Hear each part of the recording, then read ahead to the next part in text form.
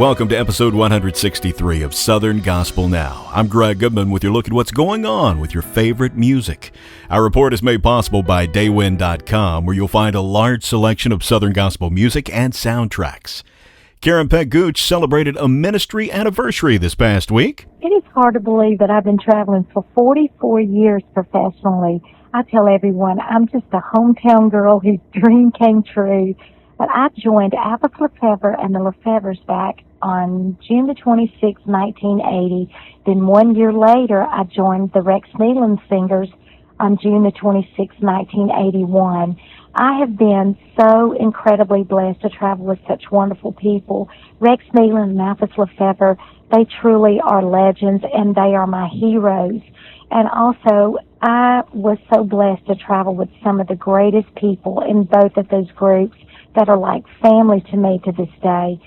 So I just tell everyone I'm blessed beyond measure. Recently, Janet Paschal filled in with the Hoppers. Dean Hopper tells us about the long relationship the group has enjoyed with Janet. Oh my, Janet and the Hoppers' relationship goes way back to the early 70s. She sang with the family group, and then a few years later, my mom had her first surgery, and she filled in at the end of that particular time in which Kirk Talley sang for the first 5 weeks, and his high school principal said he couldn't get out of school anymore, and so Janet filled in those last 2 weeks. Time moving on, she goes with the Lefevres and then the Rex Nealon Singers, comes home, goes with Jimmy Swaggart, comes back home to Reidsville, and then gets married, traveling with the Gaithers, doing her solo tour, and now she is back in Reidsville again, looking after her parents. When Carly, our daughter, needed to go with our youngest daughter on her senior trip as a chaperone with 3 other young girls to Hawaii, we ran out of folks to ask, and Kim said, "Do you think I should call Janet?" And I said, "Give her a call." And she agreed to go out with us these 2 weeks. God completed a circle that started 50 years ago, and we had the best time. Justified Quartet is working on new music, which will be out soon, and the group just added 2 new members. Tim Caldwell tells us about all the changes. Our 2 newest members to Justified, Anthony Patton singing lead and Tony Goforth singing tenor. Anthony and his wife Melissa, they live in Decatur, Tennessee. And Tony and his wife Jody, they live in Louisville, Kentucky. You know, a lot of times we get asked, how does 2 guys, one being from Kentucky, one being from Tennessee, get hooked up with guys from Michigan to sing in a gospel group? You would think there'd be a lot of challenges, but there hasn't been. It's been a really good situation. A lot of times Anthony will meet with Tony and they'll drive up, or Anthony will fly up. And if we sing down that way, we'll just stop and pick them up, and then we can just drop them back off on our way. It's been a great situation. Personalities have just gelled great. They've got a heart for ministry. God has just placed these guys with us. We can't be more thankful for their attitudes and their hearts and the way they are to travel with and be with and watch how they love on people at concerts. And it's been great. Jody Brasselton of Southbound says everyday happenings shaped the songwriting of him, Clint Brown, and Seth J. Elby. I've gone through a kind of a rough patch in the last year in my personal life, and Bishop would call, or we'd be sitting in his living room or something, and he'd be, "Look, I was thinking about what you're dealing with." But what I'm saying is that he writes out of, like we all spend so much time together, out of life experiences. Joseph Habedank's current hit is Forgiven. Joseph talks about the concept of forgiving and forgetting. Forgiveness is a tricky thing because we serve a God who has the capability to forgive, and as the Bible tells us, forget. Unfortunately, as humans, we don't have that second superpower, if you will, of forgetting when somebody has done us wrong or when somebody has hurt us. But I think in all of our lives, what we're striving to do is we're striving to be more like Christ. And even though we can't forget, we can forgive. And we can try our best to move on. It's always interesting to find out what the backup career plan was for Southern gospel artist.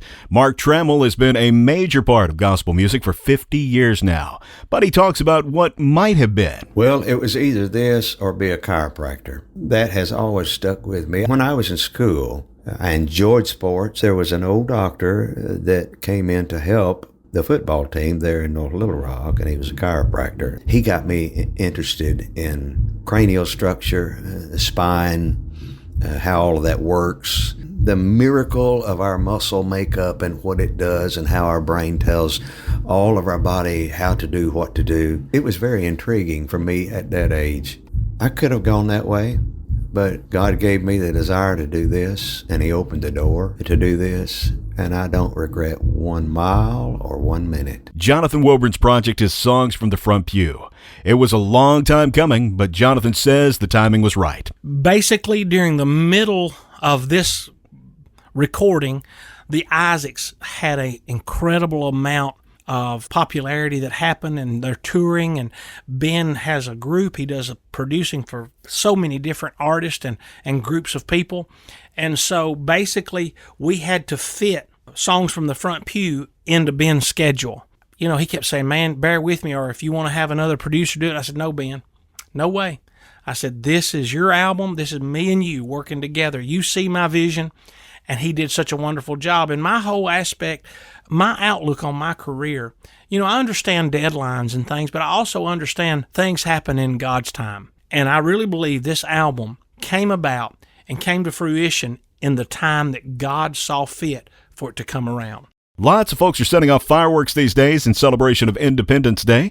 Jake Anglin of Brian Free and Assurance shares a fireworks mishap story. One 4th of July memory I have really isn't about 4th of July, but it is about fireworks.